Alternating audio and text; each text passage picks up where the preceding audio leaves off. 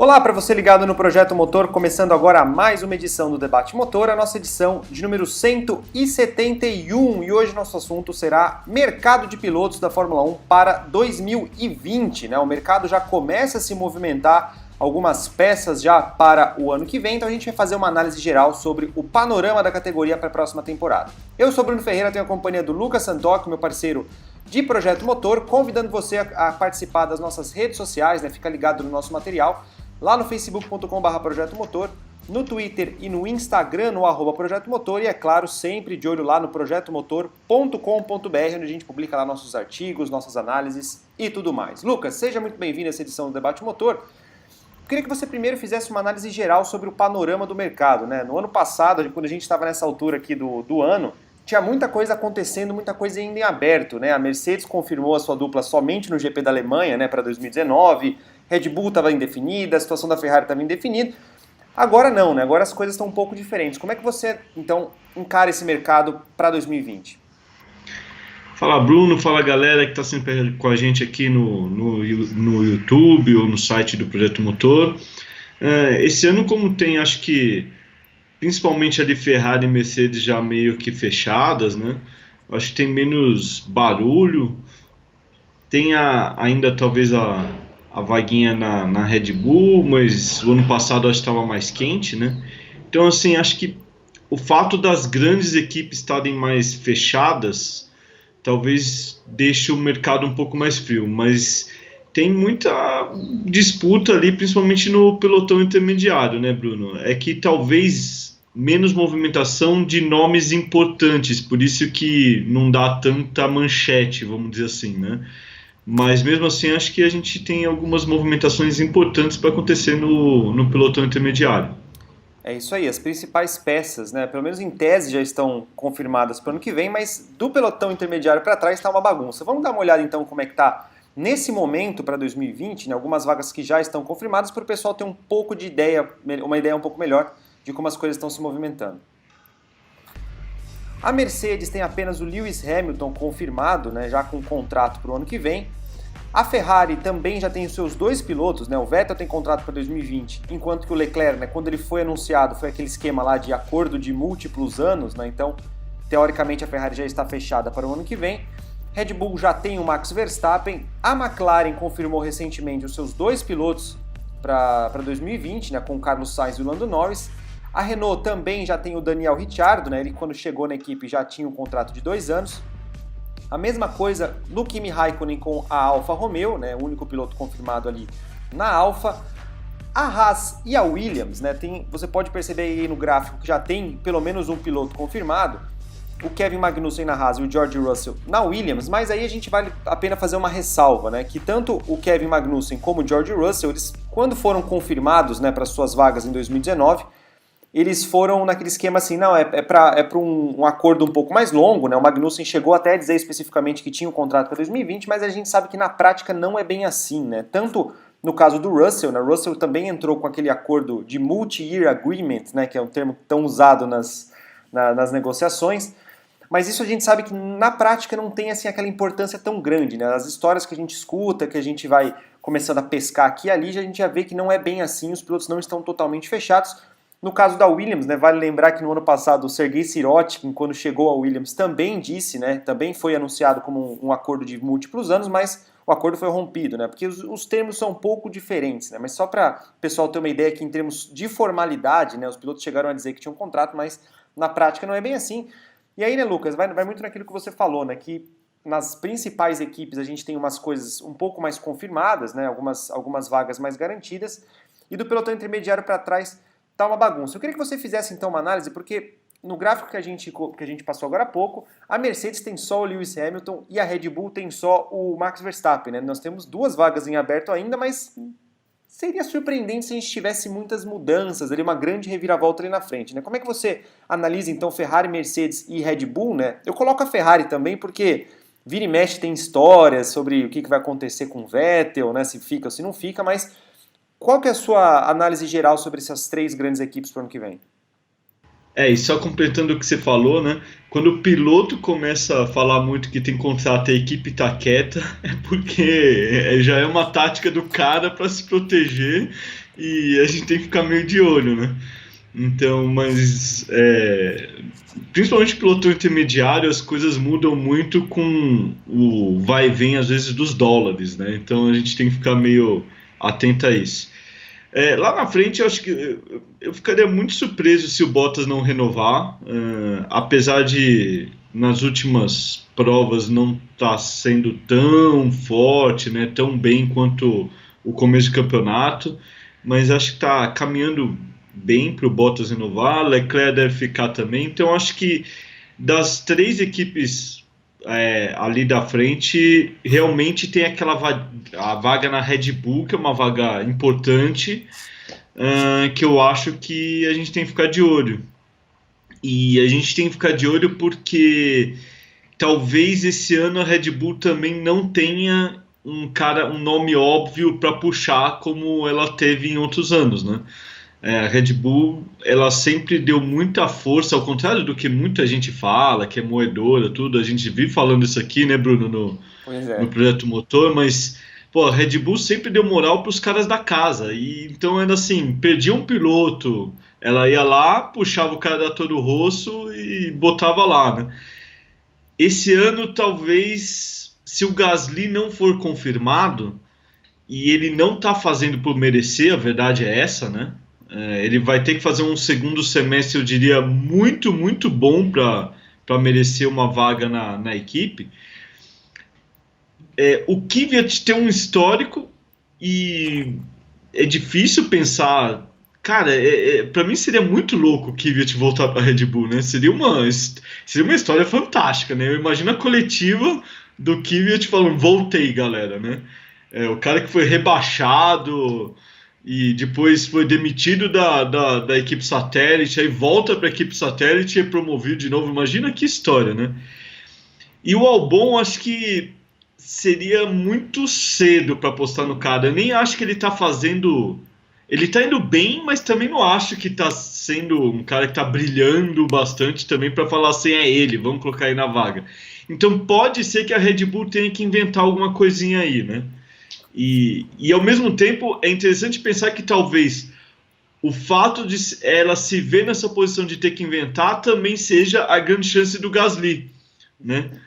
De a Red Bull assim virar, não, se o Gasly fizer uma segunda metade de campeonato decente, talvez a Red Bull vire e fale, não, vamos deixar o cara mesmo por mais umas corridas aqui, talvez... Eles nem pensem no Gasly o campeonato todo 2020, né? Pensando assim, vamos dar mais uma chancinha pro cara, não sei o quê, mas para não ter que se dobrar a trazer alguém de fora, né? Então acho que vai ser interessante ver como é que vai correr essa segunda vaga da Red Bull, que pode talvez... É que é engraçado porque é uma vaga em equipe grande, mas que movimenta pouco o resto das equipes, porque é uma coisa muito interna da Red Bull, né, Bruno? Pois é. Sim, e o que pode favorecer o Gasly nisso tudo é exatamente o que você falou, né? Não tem ali uma opção óbvia para colocar no lugar do Gasly, sendo que o Gasly, né, é claro que ele precisa ainda mostrar muito, mas ele já começou a dar um sinal de recuperação no GP da Inglaterra, já começou a ser um pouco mais competitivo e teve já um rendimento mais digno, né, do que se espera de um piloto na posição dele, então... Talvez para ele a situação não seja tão delicada como seria em outros momentos da Red Bull, né? Caso ela tivesse ali alguém realmente forte chegando, alguém que já está começando a mostrar resultado com mais consistência na Toro Rosso. O Albon não está fazendo uma temporada ruim, né? Acho que ele tem feito uma temporada boa para sua estreia, mas realmente ainda é pouco, né? Seria um trocar apenas por trocar, apenas para se livrar do Gasly. Eu não sei se a Red Bull iria por esse caminho.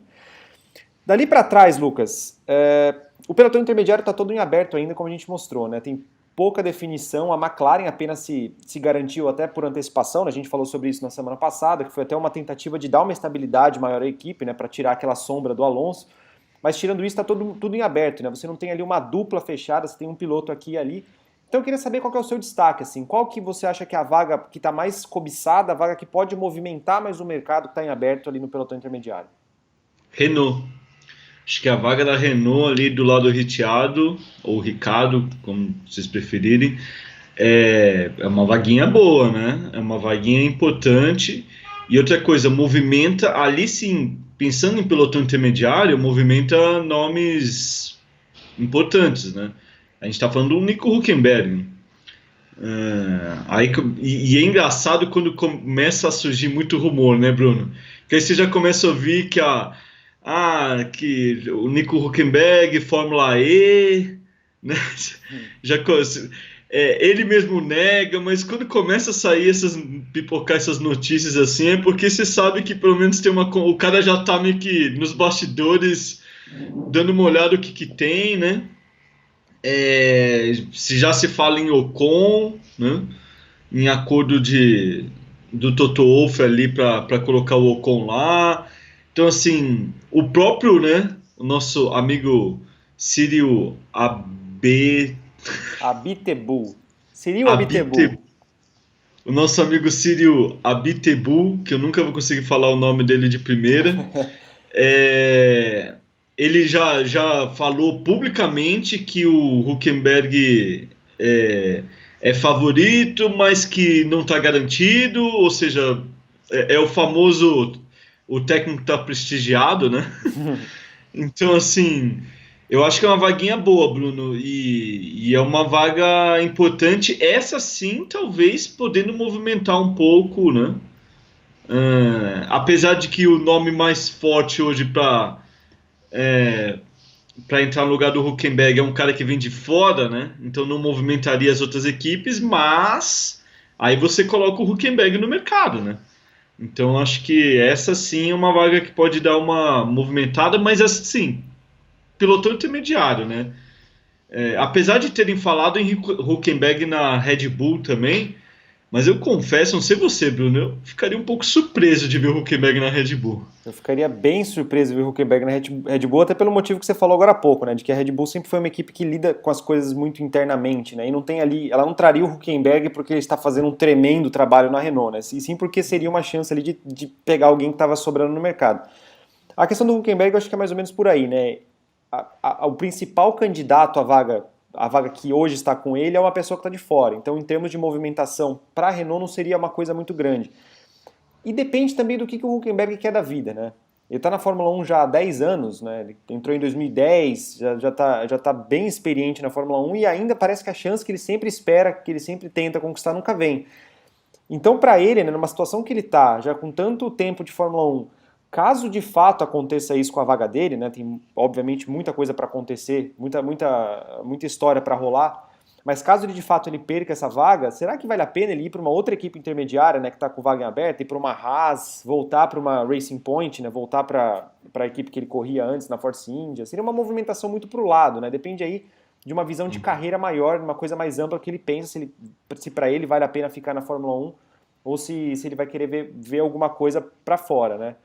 Mas depende, né, do que vai acontecer com o Ocon, né? Porque o ano passado a história rolava já, né? De que o Ocon ia para a Renault. A Mercedes tinha essa intenção de colocar o Ocon por lá, mas chegou na hora, a Renault foi por outro caminho e trouxe o Daniel Ricciardo, né? Então... Mas é bom lembrar que, assim, o Ricciardo era um cara que nem a Renault acreditava que ia para a Renault, né? Uhum. Então, na verdade, era para o Ocon correr ao lado do Hülkenberg, né? E o Hülkenberg tinha contrato. Acho que é uma situação um pouco diferente esse ano, porque aí a Renault escolhendo mesmo, né? Porque o Ricciardo era aquele cara, acho que chefe de equipe, acho que se eu for chefe de equipe de qualquer time ali do pelotão intermediário para trás, o Hülkenberg me liga, o Ricciardo me liga e fala assim, tem vaga aí? Porra, você demite acho qualquer desses pilotos do pelotão intermediário para pegar o cara, né? Então acho que eu entendo o que aconteceu com a Renault ano passado.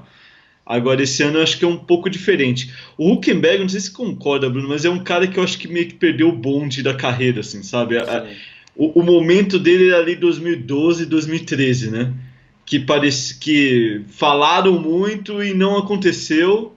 E aí depois ele teve uma carreira meio estranha, porque aí ele foi, por exemplo, para a Force India e foi superado pelo Sérgio Pérez regularmente, né?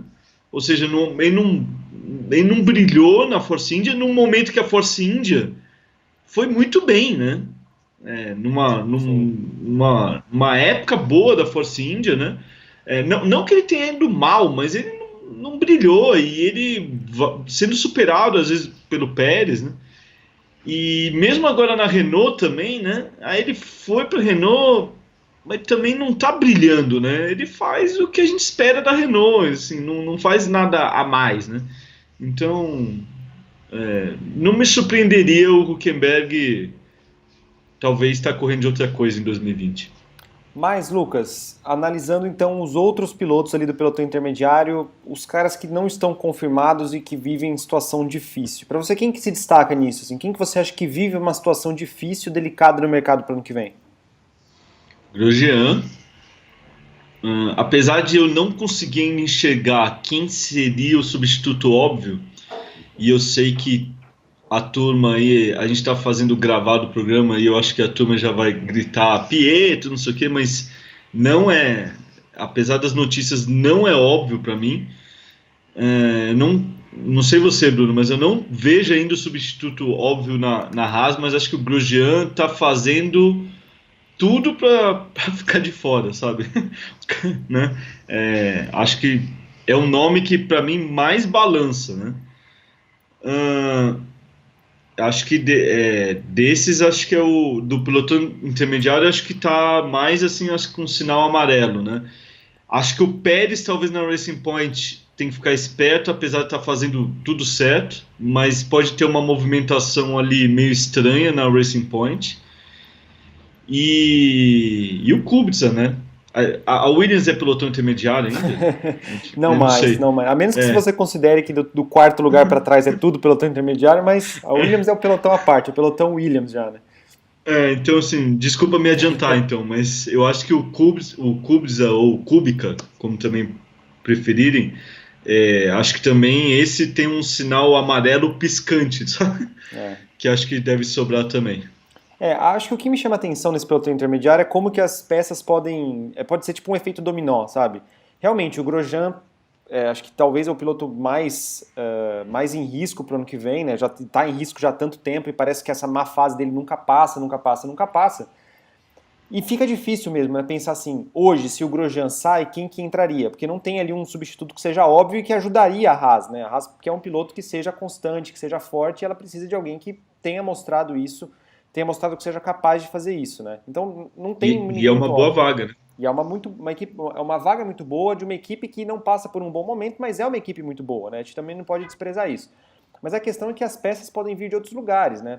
Uma vaga que me chama atenção, aí eu fujo até um pouco da pergunta que eu mesmo fiz, mas uma figura que me chama atenção para o ano que vem é o George Russell, né?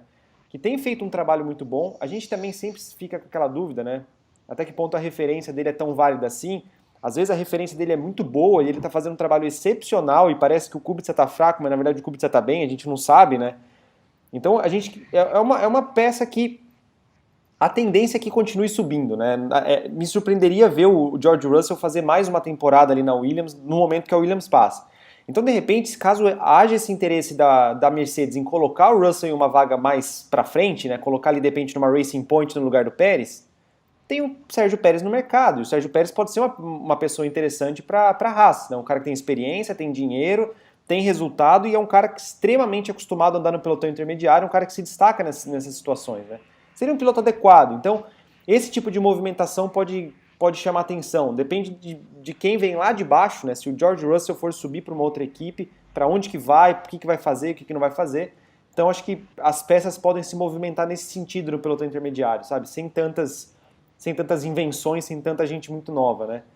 Então, acho que o que me chamaria atenção seria isso. Eu acho que o Pérez seria o cara perfeito para a Haas, sabe, Bruno? Porque o Pérez é tudo que a Haas gostaria que o Grosjean fosse e que ele não é. Sabe, é um cara que entrega resultado, que já tem uma certa experiência, mas também não é um cara caro, né? Então, assim, acho que o Pérez acho que se encaixaria bem ali na Haas, né? Ô Lucas, e pra gente fechar então, qual figura que não tá na Fórmula 1 hoje, além do Ocon, né? A gente já falou um pouco do Ocon, a situação dele possivelmente na Renault, mas quem que não tá nessa dança, né? Quem que ainda não faz parte da Fórmula 1, desse meio da Fórmula 1, que pode ser uma figura interessante para os próximos anos? Quem são essas figuras e qual equipe você acha que pode ser um possível destino para eles? Eu adoraria falar, Bruno, que eu vejo o Sérgio Sete Câmara, o Pietro Fittipaldi, não sei o quê, mas infelizmente para 2020 não vejo nenhum dos dois assim como duas figuras que podem estar, tá? Vindo da Fórmula 2, o cara que eu mais acredito é o Latifi, porque apesar de estar fazendo uma temporada de altos e baixos, né, começou muito bem, depois caiu, aí deu uma recuperada de novo agora, mas é um cara que vai ter superlicença e vai ter dinheiro, então acho que ele pode entrar em alguns lugares. O De Vries, infelizmente, é uma situação estranha, né? Ele não está ligado a ninguém, não tem talvez um apoio financeiro gigante por trás, então pode ser que seja um campeão da Fórmula 2 sem vaga, né? Então ali vindo da Fórmula 2 o que eu acredito mais é o Latifi. E aí, Bruno, eu acho que tem a situação da Toro Rosso, né? Que vai depender também um pouco do que acontecer na Red Bull, mas a Red Bull vai ter que definir um pouco ali o que vai rolar na Toro Rosso, né? Ela vai manter o Kvyat, o Albon acho que eu diria que está bem encaminhado, né? Estreia na Fórmula 1 e está fazendo uma boa temporada, eu ficaria surpreso de ver ele fora. O Kvyat, o problema dele é mais o histórico, né? Então ele tá ali entrou meio que não tinha ninguém para colocar, e aí é difícil entender ali às vezes a cabeça da galera da Red Bull para saber se eles vão manter ou não. Então pode talvez aparecer alguma surpresa ali, né? Então o grande nome que todo mundo esperava que chegasse era o do Tickton, que já tomou o famoso pé na bunda, né? Perdeu a vaga dele já no programa, todo mundo dava como certo, né? Mas foi para a Super Fórmula japonesa e tá indo mal, foi mal, né? Perdeu inclusive a vaga já lá. Então tá fora. Agora tem um nome aí circulando que é do famoso Patrício Howard, né? Que é o mexicano que corre na Indy, que aí tem que ver a história de superlicença, tá meio enrolado. Nem a Red Bull parece. A gente estava conversando, né, Bruno? Você mesmo estava falando para mim. Acho que nem a Red Bull sabe direito a situação do cara. E tem talvez alguém com um apoiozinho da Honda, né? A Honda talvez querendo colocar alguém ali. O favorito era, né, o Nobuharu Matsushita, mas se o cara não deslancha na Fórmula 2. Então não consegue a superlicença e não deslancha, então fica difícil. Então vai ser interessante talvez ver o que vai acontecer com o Naoki Yamamoto, que é um cara da Super Fórmula, que deve testar aí em algumas sextas-feiras ainda esse ano. Ainda a gente não sabe se vai ser só uma ou mais, né? Mas é um cara que tem uma boa carreira lá no Japão, uma boa carreira lá na Super Fórmula japonesa, que é um campeonato legal, um campeonato importante, e que é bem falado, né, nos círculos do automobilismo. Lembrando, e aí pode ser, Lucas, talvez... o pessoal que não está tão acostumado assim, o Yamamoto é parceiro do Jenson Button no Super GT, né? Aquela é uma categoria que se corre em dupla. E o Button fala mil maravilhas do cara, né? Fala que ele é um piloto que tem nível de Fórmula 1, que deveria estar lá, é um piloto Honda e um piloto que tem superlicença, né? Mesmo que ele não tenha corrido em nenhuma das principais categorias de base do mundo, né? Não correu né? A Super Fórmula é uma categoria que tem sua força, mas ela não está naquele trilho mais normal, né? Mas é um piloto que tem que conseguiu pelo menos os pontos e tem essa aprovação pública aí por parte do Button, né? Então acho que é um nome que pode ser interessante também. Sim, sim. E acho que seria uma chacoalhada legal, né, Bruno? Acho que eu ficaria surpreso um pouco, confesso, de ver o Yamamoto entrando, mas eu veria com ótimos olhos, né? Ele é o atual, além de ser campeão com o Button na Super GT de 2018, ele é também o atual campeão da Super Fórmula japonesa e está liderando, né, esse ano também o campeonato. Então acho que acho que seria uma chacoalhada interessante, alguma coisa diferente, e queira ou não queira, para a Red Bull seria um belo agrado para a Honda, né? E também olhando ali para o mercado japonês também, que é sempre um mercado importante, né? Então acho que seria um movimento interessante. Agora lembrando, é um cara, né, que não é exatamente o perfil Red Bull, o perfil, desculpa, da Toro Rosso, né? Ele já tem 31 anos, né? Ou seja, não é uma revelação jovem, né? Só para você ter ideia, ele já tinha sido campeão antes da Super Fórmula em 2013, né? Então, assim, não é exatamente uma revelação do automobilismo mundial, né? Mas acho que seria um nome legal. É isso aí. Sobre os pilotos da Fórmula 2, eu também destaco, né, o que você mais ou menos falou, que eu acho que o Latifi está muito forte, né, ele já tem relação com a Williams, é o vice-líder, então teoricamente deve conseguir superlicença. Ele tem uma família super rica, né, o pai dele é um acionista da McLaren, é um cara que tem muita grana para gastar. O Nick De Vries, né, eu estava até pensando enquanto você estava falando, ele realmente ele ficou meio órfão, né, depois que ele se desligou da McLaren, ele é um cara que está meio ali sem saber o que fazer, mas lembrando que no ano que vem teremos GP da Holanda, né? Então, se de repente, é claro que os esforços, né, os holofotes da Holanda estão voltados para o Max Verstappen, mas se de repente o De Vries conseguir um título e conseguir ali o apoio de uma empresa forte da Holanda, de olho nesse crescimento ainda maior que a categoria deve ter por lá, pode se tornar um nome interessante também, né? Mas acho que fica mais ou menos por aí. A gente não tem tantos nomes óbvios como nós tínhamos no ano passado, né? Que na Fórmula 2 nós tínhamos pelo menos dois nomes óbvios, que era o Russell e o Norris, que não coincidentemente, acabaram entrando para a Fórmula 1 e teve até um terceiro nome, o Albon, que também entrou. Nesse ano não parece ter tantos nomes óbvios assim, né? Então, acho que fica aí o destaque. Onde você veria o De Vries? A questão é que, assim, algumas equipes que não estão em bom momento, elas vão acabar meio que tendo que caçar as opções que não são tão óbvias assim. Um exemplo seria o Williams, né? Um exemplo seria o Williams. Eu acho que o Russell já fez por merecer tá grande demais para a Williams, então me surpreenderia se ele ficasse no ano que vem. Então, se a Williams potencialmente com uma ou duas vagas em aberto, ela teria que pegar ali alguns nomes. E para ela não seria um mau negócio, assim, pegar de repente campeão e vice da Fórmula 2, dois caras com grana, dois caras jovens e que podem mostrar potencial, sabe? Eu acho que teria uma boa opção. A Williams ela fica meio que na mão agora, né? O mercado está em aberto, todo mundo se movimenta, só que ela é a peça com menos poder de barganha na negociação, né? É muito difícil para ela atrair alguém que está em cima dela, né? Alguém que está acima. Então ela tem que pegar gente de baixo. Então acho que ela pode ser ali uma opção. Mais alguma coisa a acrescentar, Lucas? Alguma coisa que você acha que vale a pena o pessoal ficar de olho? Não, acho que você vê então só aquela movimentação mesmo mais no pelotão intermediário. Ali na frente mesmo, acho que a vaga principal que está aberta é a Red Bull, mas que talvez movimente pouco o mercado, né? E talvez só a vaguinha que a gente não falou é a segunda vaga da Racing Point, né? Que tem a história do Pérez, mas não é muito óbvio também quem entra no lugar, né?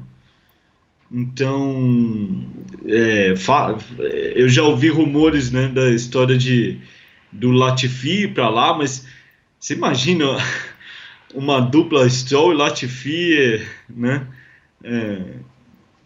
Seria uma dupla canadense e tudo, mas não são exatamente, né, os melhores pilotos canadenses da história, né?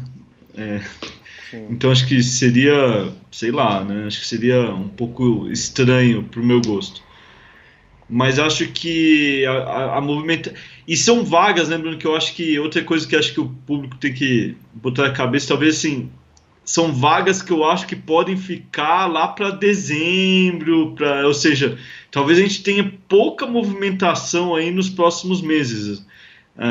A equipe que talvez pudesse ter mais movimentação era a McLaren, que já foi lá e falou, minha dupla é essa para o ano que vem, já fechou.